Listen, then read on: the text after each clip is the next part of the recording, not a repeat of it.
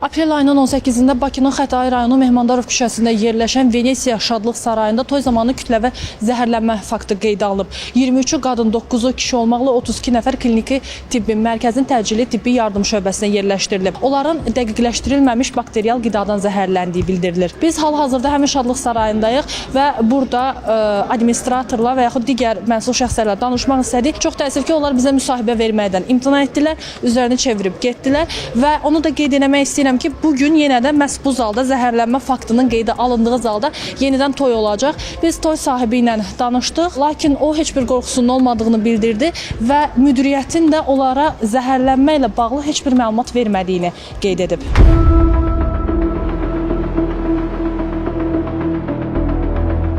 Biz də sizin kimi eşitdik, gəldik ki, maraqlanmıyor məsələdir. Amma şikayətimiz olmuyor. Bir neçə toy eləmişik vallahi. Nişanı da biz eləmişik burada Yanvar ayının. Bəs restoran rəhbərliyi nəsə deyir? Dünən baş verən zəhərlənmə ilə bağlı nə deyiblər sizə?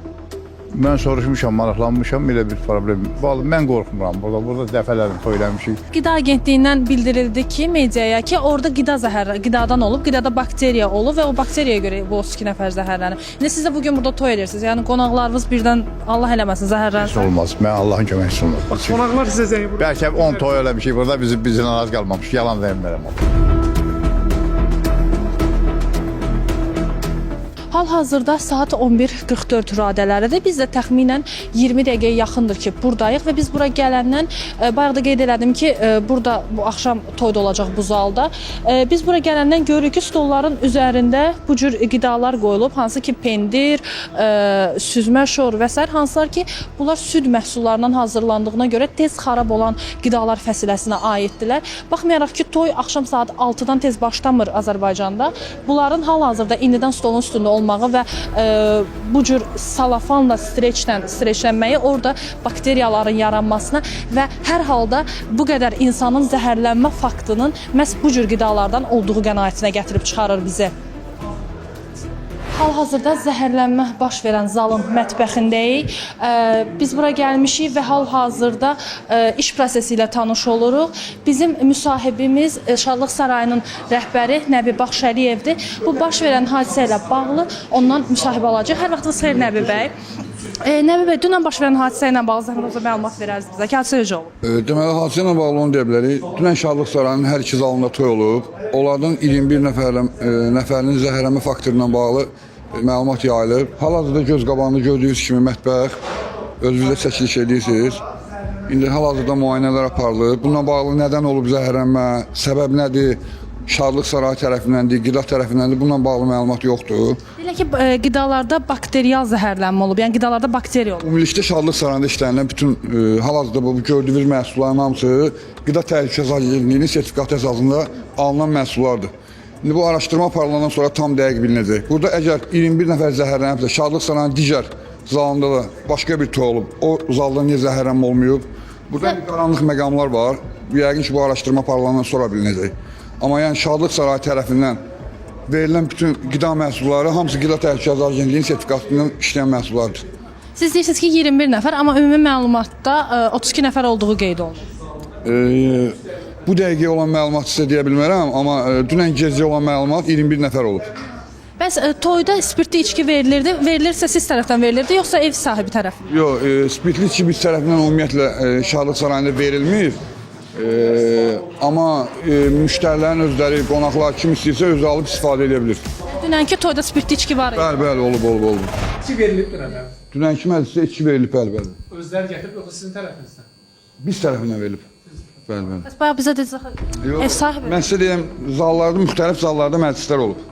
Sırf zəhərlənmə faktı qeydə alınan məclis. Faktı qeydə alınan məclisin o səbəb bəlli deyil, axı biz bilmirik nədən. Başa düşdüm, həmin zalda içkini siz vermisiniz, yoxsa ev sahibi verib? Biz vermişik.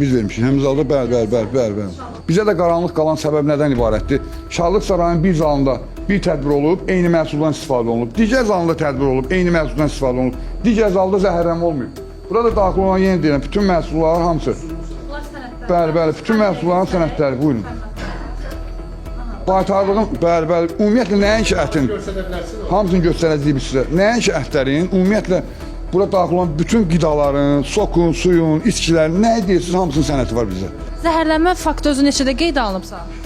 Belə, arsa 8-9 arası belə olub. Saat 10-11-də Aktan əməkdaşı Bəli, gəldi. bəli. Amma halbuki heç kim onlara belə deyim də hər hansı bir məlumat verməmişdi sizə. Yəqin ki, indi dövlət qurumları bununla bağlı qida agentliyinə məlumat yollamalıdır. Ondan sonra indi burada biz bilmirik versiyaları. Ola bilər ki, məlumat yollayıblar, onlar bu məlumat əsasında gəlib. Məlumatsız gəlib, onunla bağlı tam elə bir məlumatımız yoxdur. Qeyd edim ki, məlumat daxil olduqdan dərhal sonra araşdırmalara başlanılıb. Həmçinin hadisənin baş verdiyi Şadlıq evində istehlaqa təqdim edilmiş məhsullardan, işçi masalardan, qida ilə təmasda olan səthlərdən yaxmalar götürülərək laborator analizlərə cəlb olunub və onu bildirmək istəyirəm ki, birmanəli olaraq bu cür kütləvi qidalanma məkanlarında baş vermiş hər hansı bir nöqsanla bağlı birbaşa olaraq həmin sahibkarlıq subyektləri məsuliyyət daşıyırlar və təəssüf ki, agentlik tərəfindən bir çox hallarda aşkarlanan, eyni zamanda media vasitəsilə ictimaiyyətə təqdim olunan nöqsanlara, həmçinin aşkarlanmış uyğunsuzluqlarla bağlı xəbərdarlıqlara baxmayaraq hələ də bu kimi hallara rast gəlinməkdədir.